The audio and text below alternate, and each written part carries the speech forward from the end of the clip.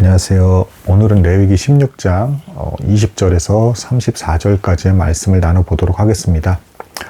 16장은 그 대속죄일에 대한 이제 그 율법을 다루고 있습니다.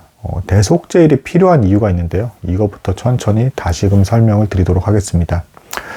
자, 죄에 대한 문제를 이제 해결하는 제사가 대표적으로 속죄제와 속건제가 있다라고 말씀을 드렸습니다. 근데 이제 속건제는 이제 율법으로 시시비비를 가려서 이제 도덕적인 어떤 특별한 문제가 있을 때 주로 사용되는 제사라고 말씀을 드렸습니다. 죄에 대한 문제에 있어서 제사가 두 가지인데 대표적으로 속죄제, 속건제가 있는데 속건제는 특별한 어떤 죄, 그러니까 율법으로 가려서 판정하는 그런 죄를 말씀드리는 거라고 제가 말씀드렸습니다. 그거를 용서받기 위해서 드리는 제가 속건제고요. 속죄제는 이제 주로 이제 부지불식간에 자기도 모르게 지은 죄, 그러니까 기억할 수 없는 것이죠.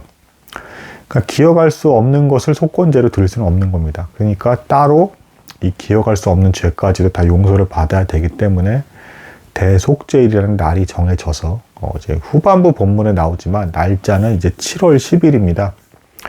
그러니까 7월이라는 것은 새로운 어떤 이제 유대인들 절기에 있어서는 새로운 7자라는 게 이제 완전을 이제 나타내기도 하고 7과 8로 넘어가는 사이에 있기 때문에 새로이 시작되는 달, 뭐 이렇게 보기도 합니다. 그래서 이제 본문 후반부에 보면 이 대속죄일의 날짜가 나오는데 이제 속죄를 받고 나서 새롭게 시작한다라는 시점에서의 그 날짜가 잡혀 있습니다. 7월 10일입니다.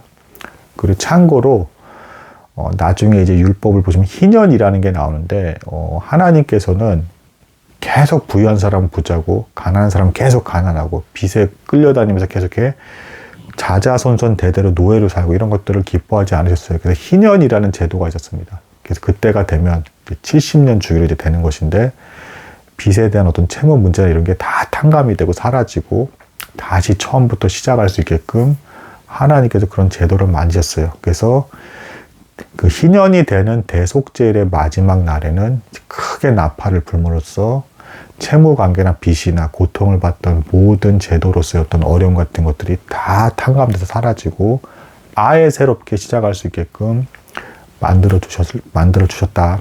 날짜상에서 의미는 이렇다라는 것입니다. 그래서 대속죄를 거치고 나면 다시금 새롭게 시작하는 기분으로 성도가 시작할 수가 있었다. 뭐 이걸 뭐 알아두시면 먼저 좀 이해가 빠를 것 같고요.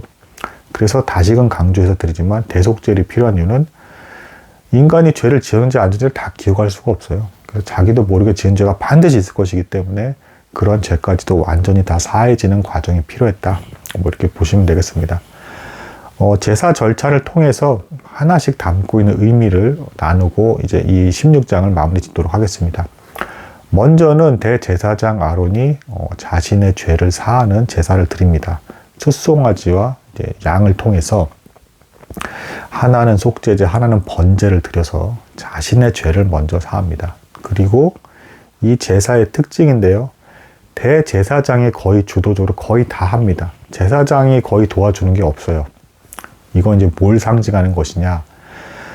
대제사장은 지금 율법 아래에 있는 이 아론 대제사장은 불완전하지만 예수 그리스도를 상징한다라고 했습니다. 뭘 상징하는 거냐면 예수 그리스도께서 결국에는 어땠습니까? 제자들에게 버림받고 혼자 죄에 대해서 십자가에 못 박히심으로써 혼자 죄에 대한 문제를 감당하셨죠.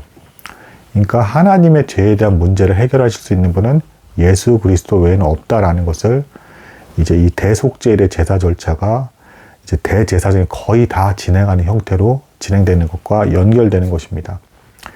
그러니까 이제 그 대제사장이 제사 절차를 다 진행하는 건 곧 혼자 예수 그리스도께서 죄에 대한 문제를 다 짊어지고 가셨다. 제자들은 도망갔다. 이걸 상징적으로 보여주는 것이 되겠습니다. 자, 그래서 어쨌든 이 아론이 자신의 어떤 죄를 사는 그 제사를 한 뒤에 이제 그 예배를 이제 진행을 하게 되는 것인데 먼저는 이제 자신의 몸을 정결케 해서 몸을 씻고 세마포 옷을 입었습니다. 근데 이 세마포 옷에 에봇을 걸치진 않았어요. 에봇에는 어깨 견장에 호마노 보석과 12보석이 박힌 이제 그 흉패가 있었습니다. 화려한 복장을 하지 않았다라는 것입니다. 이 대속죄일에 대제사장이 일반 제사장 복을 입고 세마포 옷을 입었다는 건 세마포 옷을 입고 제비 뽑기 당해서 그나마 그것도 다 나중에 다 뺏김을 당하잖아요. 로마 병사에게 예수 그리스도께서 십자가에서 그렇게 당하셨다라는 것입니다. 그렇게 초라하게 죽으신 예수 그리스도를 상징하는 게 이제 대제사장이 화려한 복장을 입지 않고 제사를 진행했다, 세마포옷을 입고 진행했다라는 것으로 연결이 되겠습니다. 자, 그리고 이 날에만 이제 이 대제사장은 이제 지성소에 들어갈 수가 있었습니다. 이것도 역시 예수 그리스도께서, 그러니까 이제 이 율법에서는 오히려 단 하루만 대속죄일에 간신히 힘들게 지성소에 들어갔다라고 한다 그러면, 우리는 예수 그리스도의 공로를 통해서 언제나 날마다 복음을 믿음으로써 하나님께 나아갈 수 있다라는 것을 대조적으로 보여주는 것이고, 더 복된 마음으로 감사하는 마음으로 하나님을 찾아라라는 이제 교훈을 주는 제사 절차가 되겠습니다. 어쨌든 처음 이제 그 성소에 들어갈 때는 이 아론이 향로를 가지고 분향단에 향을 사르기 위해서 향로를 가지고 갑니다. 그래서 이 향을 사르고 연기가 자욱해져서 지성소에까지 가득해졌을 때 이제 비로소 지성소를 한 번 들어가요. 자, 이건 뭘 의미하는 거냐면, 이 향이 올라가는 건 그리스도의 중보 기도를 상징하는 것이고, 이 율법에서 나타내는 대제사장도 불완전한 사람이기 때문에 예수 그리스도의 공로를 통해서 지성소에 들어간다라는 것을 이제 보여주는 사건이 되겠습니다. 그리고 이제 들어갈 때도 옆걸음으로 들어가서 조심해서 이제 그 뒷걸음을 쳐서 이렇게 나오게 되고요. 드디어 이제 희생제사에 대한 피를 뿌리는 과정을 거치게 되는데, 먼저는 숫송아지를 잡게 되고, 그리고 그 이외에 염소도 있는데 염소는 2마리를 준비해 줬습니다. 어쨌든 숫송아지를 잡고 지성소에 들어가서 7번 피를 뿌리고, 그리고 나머지 어떤 성물들에 대해서는 8번 피를 뿌렸다. 이것은 7번은 완전한 속죄를 나타내는 것이고, 그리고 8번 성물에게까지 뿌리는 것은 백성들 안에 있기 때문에, 죄인들 모임 안에 있기 때문에 성물들 가지고 속죄를 해야 되는 그런 과정이 필요하다라는 것이고, 8번은 이제 새로운 시작을 나타내는 것이다. 들어갈 때 나올 때마다 이제 새로운 시작을 상징적으로 보여주고 있는 것입니다. 자, 숫송아지 피를 그렇게 하고, 또한 이제 염소 중에서도 제비를 뽑아서 한 마리는 이제 죽임을 당하는 속죄 염소가 되는 것이고, 한 마리는 아사셀이라고 해서 광야에 버려지는 염소로 사용이 됐습니다. 자, 제비를 뽑는다는 것은 어디까지나 하나님께서 전적으로 택하신 준비된 예수 그리스도만이 속죄의 능력이 있다라는 것을 이제 보여주는 것이고, 인간의 선택으로 누군가가 속죄의 능력을 지닐 수는 없는 것이다라는 것을 보여주는 것이고요. 자, 그래서 이때 죽임을 당한 염소의 피 역시도 또 역시 이제 들어가서 지성소 7번, 그리고 이제 이 성소 안에 성물들에 대해서 8번 피를 뿌리는 과정을 거쳤습니다. 자, 이 과정을 거치고 나서 이제 그 아론이 남은 염소 하나에 대해서 안수를 합니다. 안수를 하면서 나와 우리 백성들이 뭐 이러이러한 죄를 저질렀고 하나님께 이러이러한 문제가 있었고 하는 것들을 아주 상세하게 낱낱이 잘못했던 것들을 고했습니다. 뭐 전에 우상숭배했던 것도 이제 고했을 테고요. 자신들이 마음이 흐트러졌던 것들을 고했을 테고, 누가 범죄한 일도 다 고백을 하는 겁니다. 하나하나. 근데 이 과정도 이제 참 신기한 게, 유대인들이 나중에 타락해서 율법 시대 이제 후반부에 가게 되면 이제 이 죄를 고백하는 기도문을 아예 만들었다라고 해요. 그러니까 뭘 죄를 고백해야 될지도 잘 모르고 타성에 젖어서 그렇게 예배를 드렸다라는 것입니다. 그래서 복음서 시대에 예수님께서 활동하시던 시대에는 그렇게 타락했던 시대였고, 죄에 대해서 고백하는 것조차도 그냥 매뉴얼대로 적은 글만 읽은 수준으로까지 형식적인 게 돼버린 어떤 시대에서 예수님께서 희생을 당한 것이다, 이렇게 볼 수가 있겠습니다. 아무튼 정상적으로는 거기서 하나님께 회개하는 마음으로 슬퍼하면서 이렇게 죄에 대한 고백을 했다. 그러니까 염소 2마리 중에 1마리 죽지 않은 염소에 대해서 안수하면서 그렇게 고백을 했다라는 것입니다. 그리고 이 염소를 누군가가 끌고 가서 광야에 이제 사람이 더 들어갈 수 없는 곳까지 끌고 가서 버리게 되고요. 한 마리의 염소는 속죄를 위해서 죽었고, 남은 1마리의 염소는 이제 더 이상 죄는 너희 회중에 없다. 내가 너희에게서 죄를 도무지 발견할 수가 없다. 너희의 죄를 잊어버렸다라는 수준까지 용서했다라는 걸 보여주기 위해서 염소를 광야에 버려두는 것입니다.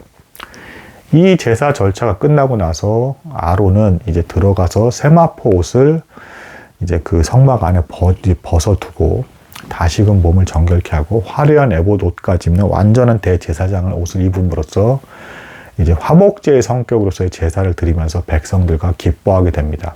그리고 또한 즐거이 집에 돌아가게 됩니다. 왜냐하면 무사히 죽임을 당하지 않고 이 대속죄일의 제사를 완성했기 때문에 그런 겁니다. 그만큼 이때 당시에 대속죄일의 제사 절차를 보면 목숨을 걸고 나아가는 것이었고 하나님과의 친밀한 관계를 갖고 예배를 드리는 게 얼마나 어려운지를 알 수가 있습니다. 하지만 우리는 예수 그리스도의 공로에 의지해서 너무도 쉽게 믿음으로 하나님의 말씀을 성경을 통해서 배워가면서 성령의 깨달음을 얻고 하나님께 날마다 기도하며 즐거워하는 삶을 살 수 있다 라는 것이 대조적으로 보여주는 대속죄의 어떤 의미가 되겠습니다.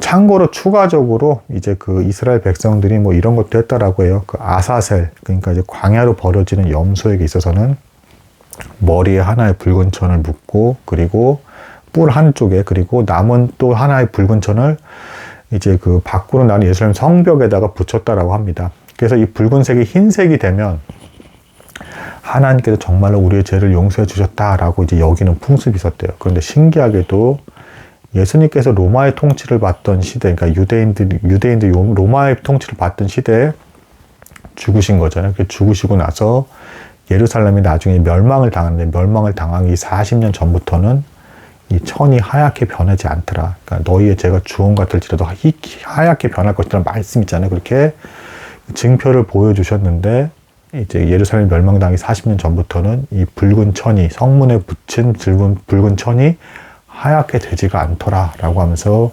예수 그리스도를 거절한 것에 대해서 그러니까 이제 대속죄를 진정한 의미는 예수 그리스도니까 본체는 예수 그리스도시니까 의미를 받아들이지 않았기 때문에 껍데기 외형만 지킨 것만 가지고는 유효하게 역사하지 않는다라는 걸 보여주는 신기한 사건도 있었다. 뭐 이렇게까지 볼 수가 있겠습니다. 이렇게 나눔으로써 이제 그 대속죄에 대한 전반적인 좀 장화 같지만 복잡한 내용에 대해서는 다 나누게 되었습니다.